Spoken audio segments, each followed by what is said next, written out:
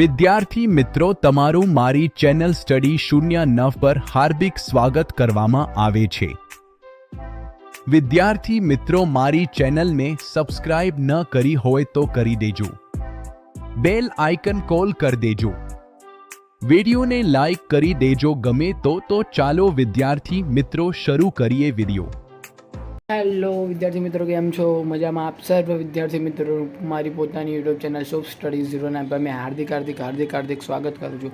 તો વિદ્યાર્થી મિત્રો, આજે આપણે બીએમાં એટલે કે વાણિજ્ય વ્યવસ્થા અને સંચાલનમાં આપણે પાર્ટ 5 લઈને આવ્યા છે, એ પણ તમારા ચેપ્ટર 6નો। ઓકે, તો આજે આપણે જોવાના છે કંપનીના પ્રકારો। મોસ્ટ આઈએમપી છે આ વિદ્યાર્થી મિત્રો, કંપનીના પ્રકારો। જો વિદ્યાર્થી મિત્રો તમે મારી ચેનલ પર ફર્સ્ટ ટાઈમ આવ્યા હો તો પ્લીઝ એકવાર ખાલી સબસ્ક્રાઈબ બટન પર ક્લિક કરી દેજો, ને આ વિડીયો જો તમને સારો લાગે તો પ્લીઝ એકવાર લાઈક બટન પર ક્લિક કરી દેજો। ઓકે, ને આ વિડીયોની લિંકને તમારા સાથી મિત્રો સાથે શેર કરજો, કારણ કે તેને પણ આ બધા ચેપ્ટર્સના સોલ્યુશનની અવશ્યથી જરૂર છે। ઓકે, ને આપણા ચેનલ પર વિદ્યાર્થી મિત્રો ઇકોનોમિક્સના ચેપ્ટર 6ના, ગુજરાતીના અને બધા વિષયના સોલ્યુશનના મૂકેલા જ છે વિડીયો, આથી તમે ત્યાં જઈને ચેક કરી શકો છો। ઓકે, તો વિદ્યાર્થી મિત્રો ચાલો આજે આપણે શરૂ કરીએ છીએ। જો વિદ્યાર્થી મિત્રો, કંપનીના પ્રકારો, તો મુખ્યત્વે કંપનીના 4 પ્રકાર છે। એમાં પહેલું એ કંપનીનો પ્રકાર છે ખાસ કાયદા દ્વારા અસ્તિત્વમાં આવતી કંપની। શું છે? ખાસ કાયદા દ્વારા અસ્તિત્વમાં આવતી કંપની। પછી બીજો પ્રકાર છે સભ્ય સંખ્યાની દ્રષ્ટિએ। તો વિદ્યાર્થી મિત્રો, સભ્ય સંખ્યાની દ્રષ્ટિએમાં એના બી 3 પ્રકાર પડે છે, કે જાહેર કંપની, ખાનગી ને એક વ્યક્તિની કંપની। જાહેર કંપનીમાં શેર મૂડીથી મર્યાદિત જવાબદારી કંપની આવશે, પછી બાંહેધરી મર્યાદિત જવાબદારી કંપની આવશે, પછી અમર્યાદિત જવાબદારીવાળી કંપની આવશે। તો વિદ્યાર્થી મિત્રો, ખાનગી કંપનીમાં તમે જોશો તો શેર મૂડીથી મર્યાદિત જવાબદારીવાળી કંપની, પછી છે બાંહેધરીથી મર્યાદિત કંપની જવાબદારીવાળી, પછી અમર્યાદિત જવાબદારી કંપની। ઓકે, પછી જે ત્રીજી પ્રકાર હતો સભ્ય સંખ્યાવાળીમાં, તેમાં એક કંપનીની એટલે કે ઓપીસી, એને કહેવાય 1 પર્સન કંપની। વિદ્યાર્થી મિત્રો, તમે આનો સ્ક્રીનશોટ પાડી લેજો ને। જો તમે આની પીડીએફ મેળવવા ઈચ્છતા હો તો પ્લીઝ મારા નંબર પર કોન્ટેક્ટ કરજો વોટ્સઅપ પર। ઓકે, જો વિદ્યાર્થી મિત્રો તમને એક જ મિનિટમાં તમારા માઇન્ડમાં ઉતરી જાય એવી રીતે પીપીટી બનાવેલી છે। ઓકે, પછી આપણે જોઈશું તો મુખ્ય 4 પ્રકારમાં ત્રીજો સી, વર્ચવ્યની દ્રષ્ટિએ। તો વર્ચવ્યની દ્રષ્ટિએ પહેલી તો સરકારી કંપની, બીજી શાસક કંપની એટલે કે મુખ્ય કંપની, ત્રીજી ગૌણ કંપની। ઓકે, પછી ચોથી આપણે ચોથી કંપનીના પ્રકારમાં ચોથું કે નોંધણીના સ્થાનની દ્રષ્ટિએ। તો વિદ્યાર્થી મિત્રો, નોંધણીના સ્થાનની દ્રષ્ટિએ ભારતીય કંપની અને વિદેશી કંપની 2 જ આવશે। ઓકે, તો હવે આપણે જોઈશું ખાસ કાયદા દ્વારા અસ્તિત્વમાં આવતી કંપની। તો વિદ્યાર્થી મિત્રો, આમાં આવશે સંસદ વિધાનસભાના ખાસ કાયદા દ્વારા અસ્તિત્વમાં આવે છે। શું કે સંસદને વિધાનસભાના ખાસ કાયદા દ્વારા આ કંપની અસ્તિત્વમાં આવે છે। દાખલા તરીકે Reserve Bank of India life ઇન્સ્યોરન્સના શેર અન્ય ઇન્ડિયાના કંપનીમાં લાવે છે, એટલે કે આપણો જે કંપનીદારો 2013 મુજબ લાગતો નથી કે જો વિદ્યાર્થી મિત્રો કોઈ લાઈફ ઇન્સ્યોરન્સ કે શેર મૂડીના આપણે કાયદામાં આવતો નથી। LIC, ગૂગલ, એ બધા માટે કાયદો એક જ છે, ને ખાસ કાયદો એ સંસદ કે વિધાનસભા જ ઘડી શકે છે। ઓકે, નેક્સ્ટ આપણે જોઈશું બીજું સભ્ય સંખ્યાની દ્રષ્ટિએ। આપણે જે મુખ્ય 4 હતા ને ABCD, એમાં બીજું આવ્યું સભ્ય સંખ્યાની દ્રષ્ટિએ। તો જાહેર કંપની એટલે કે પબ્લિક કંપની, તેને PVT એટલે કે પબ્લિક એટલે કે એને ખાનગી કંપની કહેવાય છે, પબ્લિક કંપનીને। ઓકે, પછી છે કંપની ધારા 2013 અનુસાર કંપનીની ખાનગી નીતિની જાહેર કંપની છે, જેમાં ઓછામાં ઓછા સભ્યોની જરૂર, ઓછામાં ઓછા 6 કે 7 સભ્યોની જરૂર હોય છે જો વિદ્યાર્થી મિત્રો. અને વધુમાં વધુ કોઈ મર્યાદા નથી. ઓકે, બાજુમાં લખેલું છે કે ઓછામાં ઓછા આમાં 7 જોઈએ અને વધુમાં વધુ મર્યાદા નથી, અનલિમિટેડ છે. પછી છે આ કંપનીની અન્ય ન્યાય ખરીદવા માટે જાહેર રજનીનામા આમંત્રણો થઈ શકે છે. શેરની ફેરબદલી, રન નિયંત્રણ નથી. જાહેરની સભ્યની જવાબદારીની દ્રષ્ટિએ ઋણકાર છે.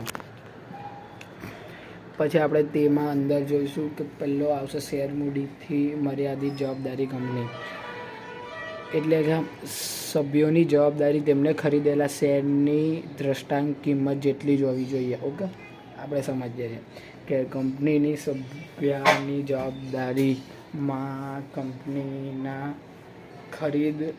ખરીદનારને રણીવાદની કિંમતમાં મૂળ મર્યાદિત હોય છે.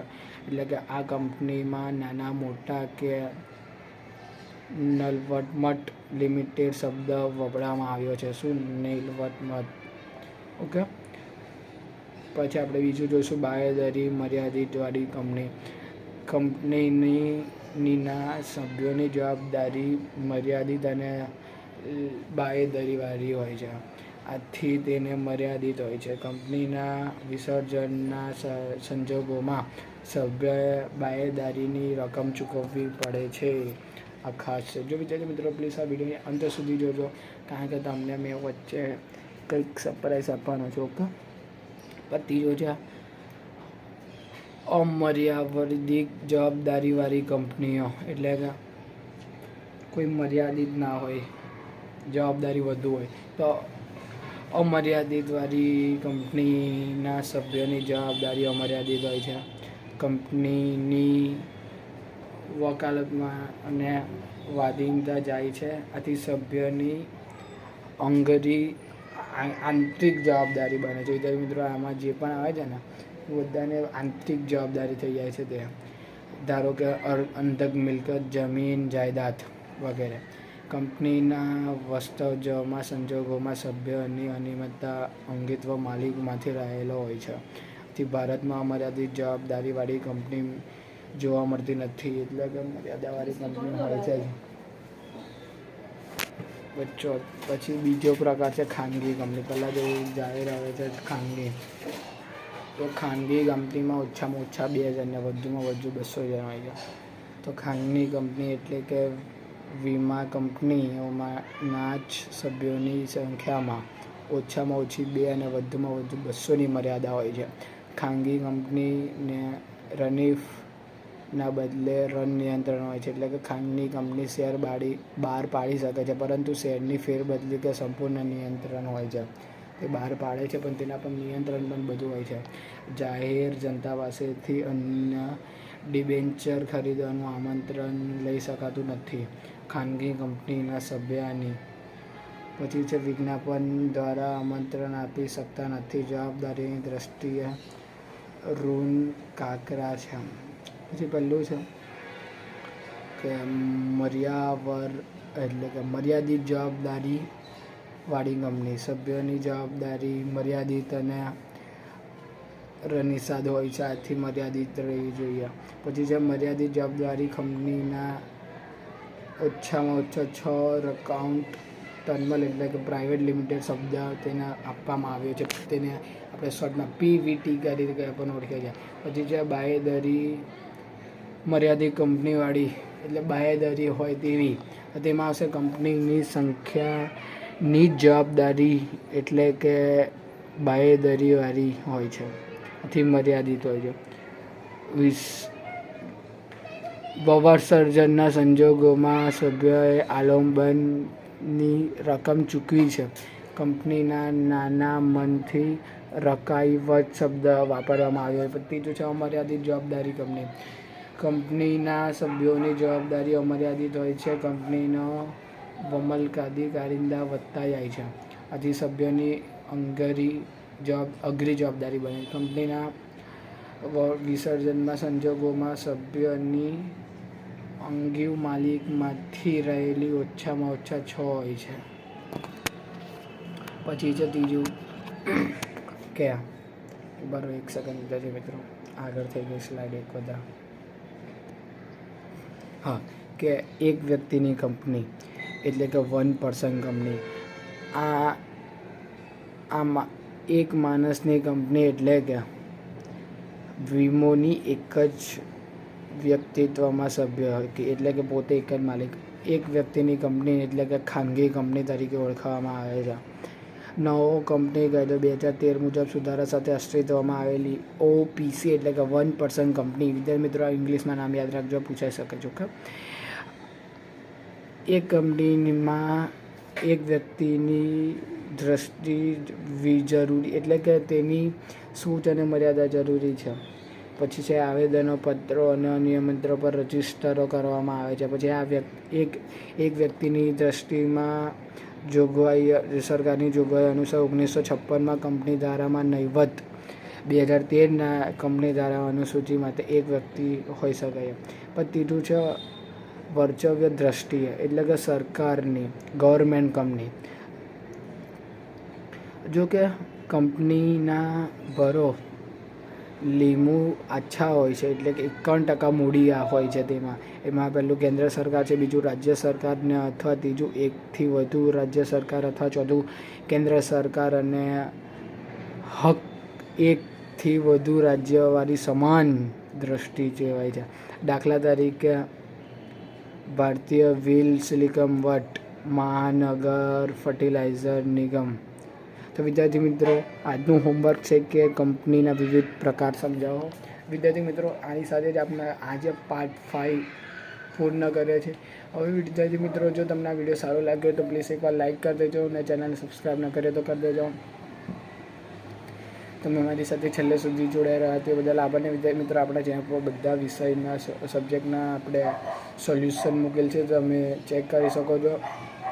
તો વિદ્યાર્થી મિત્રો વિડીયો સારો લાગે તો લાઇક કરજો, શેર કરજો, સબસ્ક્રાઈબ કરજો અને કોમેન્ટ કરજો તમને કયા વિડીયો જોઈએ છે. આના પછી આપણે હવે લાસ્ટ વિડીયો લઈને આવવાના છે જેમાં આપણે ચેપ્ટર 6નું પૂર્ણ કરીશું. ઓકે, તો મળે છે નેક્સ્ટ વિડીયોમાં. ત્યાં સુધી આવજો, ટાટા બાય બાય.